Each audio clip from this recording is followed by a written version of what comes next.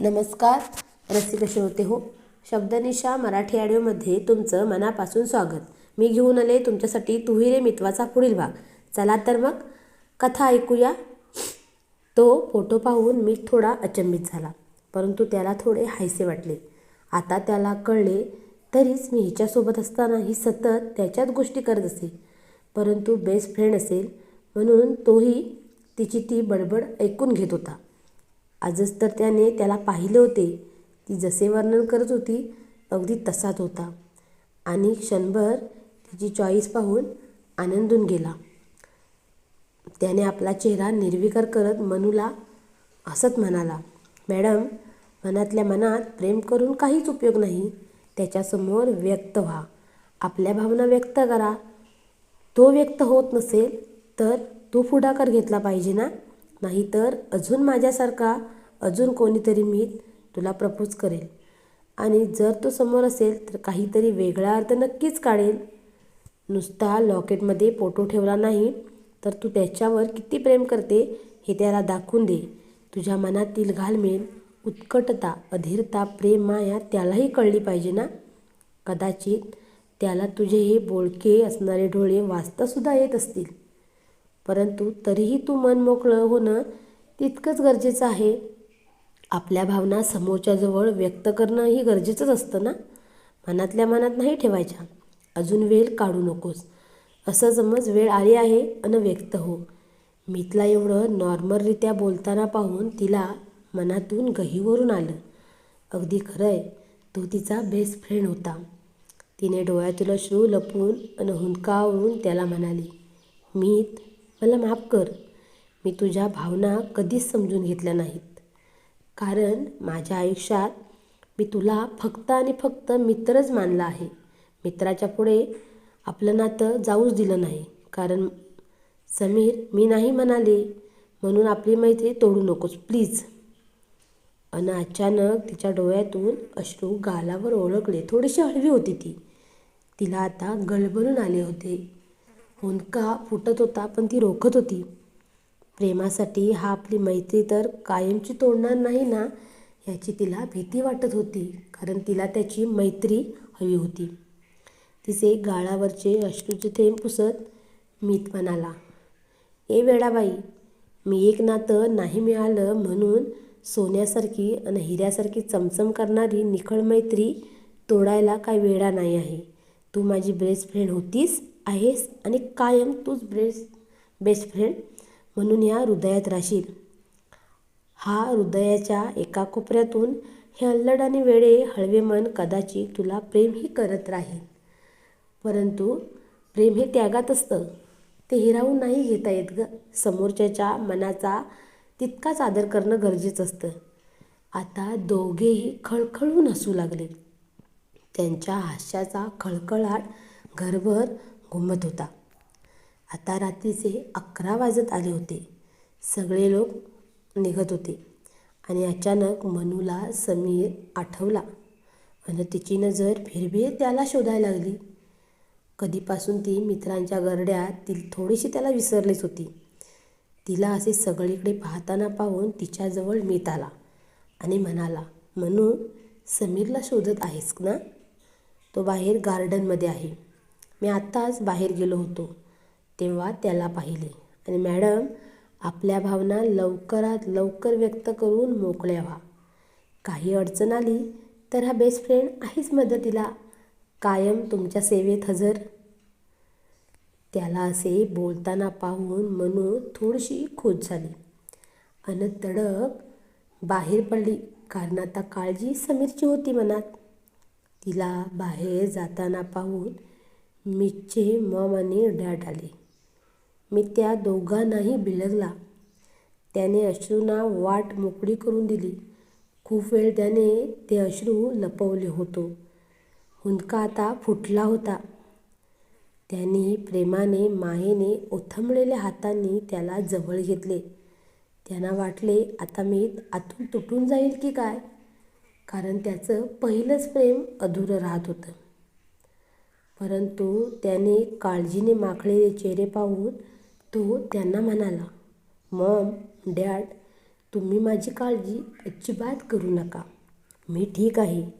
मला माझे प्रेम नाही मिळाले याचे मला अजिबात दुःख नाही आहे. परंतु तिला तिचे प्रेम नक्की मिळो आणि त्याच्या प्रेमात तिचे जीवन कायम निर्भेळ आनंदानं भरून वाहू दे. त्याच्या सहवासाचा गंध दरवळावा आणि त्यात ती मंत्रमुग्ध व्हावी हीच माझी कायमची इच्छा आहे आणि त्यासाठी मी देवाकडे कायम प्रार्थना करेन. तिला जबरदस्तीने माझ्या आयुष्यात आणून ती खुश राहिली नसती. तिचा खरा आनंद तिचे पहिले प्रेम आहे आणि ती आनंदात असेल तर मीही आनंदात राहीन. खरं तर समोरच्या व्यक्तीच्या आनंदातच आपला आनंद असतो. तेच खरं प्रेम असतं ना. मला तिला हृदयातून काढणे कदापि शक्य नाही. परंतु यापुढे मला कायम तिचा मित्र बनून तरी राहायचं आहे आयुष्यभर.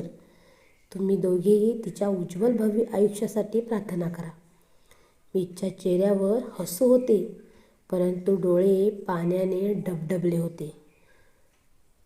आपल्या मुलाचे बोल ऐकून ते दोघेही निवांत झाले आणि त्यांना आपल्या मुलाचे खरंच कौतुक वाटले. मनू बाहेर येऊन गाडीत बसली. तिने सीट बेल्ट लावला. ती समीरकडे पाहत होती. तिला वाटलं होतं की आता तरी साहेब काहीतरी नक्कीच बोलतील, परंतु समीर निमूटपणे गाडी चालवत होता. थोड्याच वेळात दोघेही घरी आले. आपापल्या रूममध्ये निघूनसुद्धा गेले. समीर मात्र विचारात हरवला होता. त्याला कळत नव्हते आपण दिलेल्या लॉकेटमध्ये मनूने नक्की कोणाचा फोटो ठेवला असेल. तिची चॉईस कोणच आहे. तो फोटो पाहतात मीत अगदी निर्धास्त झाला. याचा अर्थ तो त्या मुलाला नक्कीच 100% ओळखत असेल. तो कितीतरी वेळ तसाच बेडवर तळमळत होता, कारण मनातली घालमेल वाढत होती. परंतु त्याला झोप काही केल्या येत नव्हती. तो उठून बाहेर आला. त्याने त्याच्या आवडीचे एक सुंदर गीत लावले आणि ऐकतच बसला. ते नुसतं गीत नव्हतं, तर त्याच्या मनाची अवस्था होती. दिल मेरे तू दीवाना है, पागल है मैंने माना है, पल पल आहे भरता है, कहने से क्यों डरता है. दिल मेरे तू दीवाना है, पागल है मैंने माना है, खामोशियों के जुबा कोई न समझे यहाँ, सहरा में गुल खिलते नहीं, मिलके भी कभी मिलते नहीं, जाने है किसकी खता, अनजाने ये राहें, मंजिल का देंगी पता. दिल मेरे तू दीवाना है, पागल है मैंने माना है, पल पल आहे भरता है, कहने से क्यों डरता है. नदियों को एहसास है, सागर में भी प्यास है, माना कि है अंधेरा घना, किसने किया तुझको मना, तारों की शम्मा जला, सच होते सपने भी, मैंने है ऐसा सुना, दिल मेरे तू दीवाना है. हे गाणं तो ऐकत होता.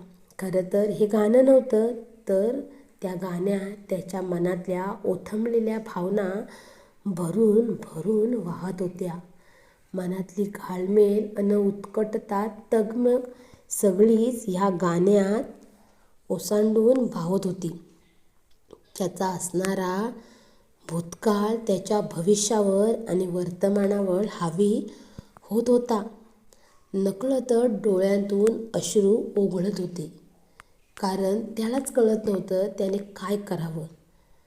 त्याच्या मनाची अवस्था फक्त आणि फक्त तोच जाणत होता. खूप काही होतं बोलायचं, परंतु शब्द ओठांवर येत नव्हते. मनूही आत रूममध्ये हे गाणं ऐकत होती. ती समजून गेली समीरच्या मनाची अवस्था काय आहे. त्याला तुटताना ती कधीच पाहू शकत नव्हती.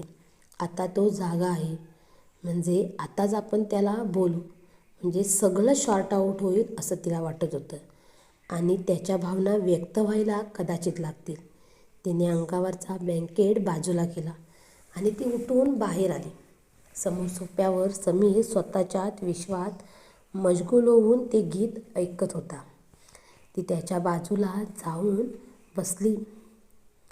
मनू समीरला म्हणाली, समीर, तुम्ही अजून झोपलाय नाही? माणसाने आपल्या मनातल्या मनात कुढत कधीच राहू नये. मन नेहमी मोकळे करावे, तर जीवनातील प्रत्येक आनंद उपभोगता येतो. कायम मुखवटा चढवला म्हणजे जग जिंकल्याची फिलिंग येते असं नाही. परंतु आपण साऱ्या जगासमोर जिंकलेले असू तरीही स्वतःच्या मनातून हारलेले असू तर त्याचा उपयोग काय ना? स्वतःचं अस्तित्व दावणीला लावण्यापेक्षा प्रत्येक प्रसंगाला धैर्याने सामोरे जा, तरच तुमच्या पदरात निर्भेळ सुख पडेल. तिचे बोलणे ऐकून तो फक्त नाजूक स्माईल देऊन हसला आणि तिचे मन जाणण्यासाठी तिला म्हणाला, मनू, मी खूप चांगला मुलगा आहे. तुला साजेसाही आहे. मग त्याला नकार का दिला? तुला कोणी दुसरा मुलगा आवडतो का? नाही म्हणजे सगळे म्हणत होते तुझ्या मनात कोणीतरी दुसरा मुलगा आहे. त्याचा हा प्रश्न मनूला अगदी मुद्दा सापडला. आपल्या भावना व्यक्त करण्यासाठी, मन मोकळं करण्यासाठी. आता तीही बोलू लागली. हळूहळू ओठांवर शब्द उमलू लागले. थँक्यू कथा ऐकण्यासाठी. तुम्हाला जर तू ही रे मितवा कथा आवडत असल्यास यूट्यूबवर शब्दनिशा मराठी ऑडिओला सबस्क्राईब करा. त्याचबरोबर बेल आयकॉनलाही प्रेस करा, म्हणजे कथेचा पुढील भाग टाकला की त्याची तुम्हाला सूचना लगेच मिळेल. पुन्हा धन्यवाद.